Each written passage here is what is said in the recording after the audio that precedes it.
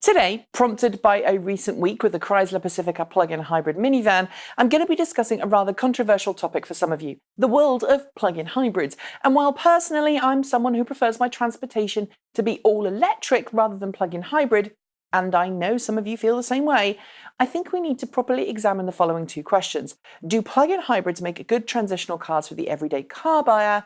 And should you buy one? The first answer, I think, is a resounding yes, as they're usually more affordable and less hassle to live with than many cheaper electric vehicles. But the second answer, I think, depends on the particular plug-in hybrid you're looking at and your own personal circumstances. Overall, I think plug-in hybrids can make a positive impact on their owner and help them make the switch to a fully electric car. And even if they don't, they undoubtedly help the person burn less fossil fuels, which is a very good thing. Now, I'll admit, if you're watching this channel, the chances are that you already own a plug-in vehicle or are considering buying a plug-in hybrid or an electric car. And if you are, congratulations! You've either made the switch away from fossil fuels or are about to. But for the purposes of this video, I'm also interested in the people who have yet to make that commitment, people who have yet to make the transition from a petrol or a diesel-powered car, who have so far looked at fully electric vehicles and considered them either too expensive or too limited for everyday use, or a combination of the two. And that's where plug-in hybrids can come into their own. While they're often seen by automakers and advocates as nothing more than compliance vehicles, vehicles designed to help automakers meet zero-emission mandates or perhaps meet tightening fuel economy targets, plug-in hybrids can get people who traditionally wouldn't or couldn't get into a fully electric car into a lower-emission, partially electric vehicle. That's because while plug-in hybrids have an electric motor, an onboard charger, and a high-voltage traction battery pack, of some description at least, to store electricity, they traditionally have a much smaller battery pack than a fully electric model. And since most of the premium that you pay for an electric car over an internal combustion engine model comes from the fact that battery packs are still reasonably expensive, and the larger the battery pack, the more expensive the car, plug-in hybrids do tend to be a lot more affordable than a fully electric model. Additionally, too, since they have the backup power available from the onboard internal combustion engine, plug-in hybrids can help first-timers get over range anxiety. When you combine these two key selling points together, you're left with a pretty good case for buying a plug-in hybrid, especially if you happen to live in a family with just one car or you find yourself making unpredictable or long-distance trips.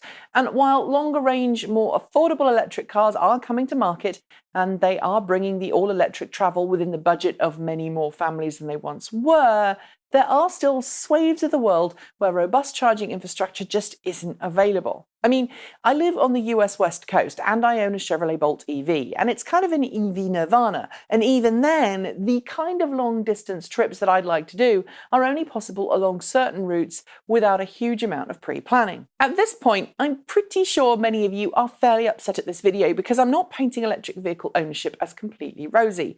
And I'm also aware that I'll have upset some people by avoiding the discussion of the Tesla Model S, Model X, and Model 3, all of which can use Tesla's extensive, robust supercharger network.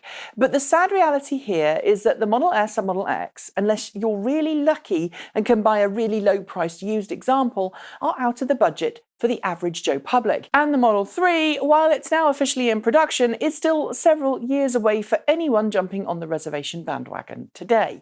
Of course, the other problem with waiting a few years for a more affordable electric model, especially when talking about the kind of people who will most likely find plug-in hybrids the most beneficial, that's young families with not huge amounts of spare cash, is that you're asking people to continue driving their existing car for another few years. Sometimes that's not possible, but even when it is, you're effectively halting the shift to plug-in vehicle on the promises of something better being just around the corner.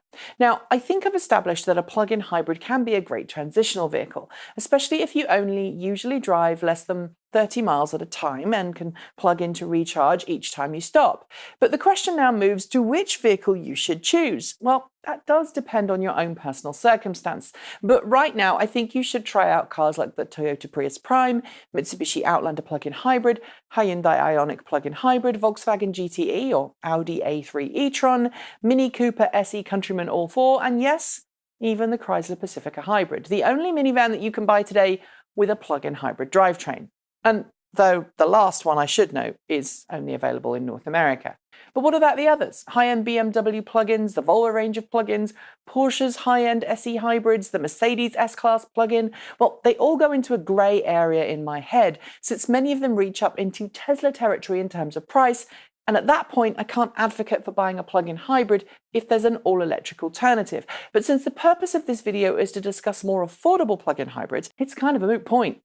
Have you purchased a plug-in hybrid recently? Do you think that this has helped you make the step towards fully electric life? And how are your experiences thus far?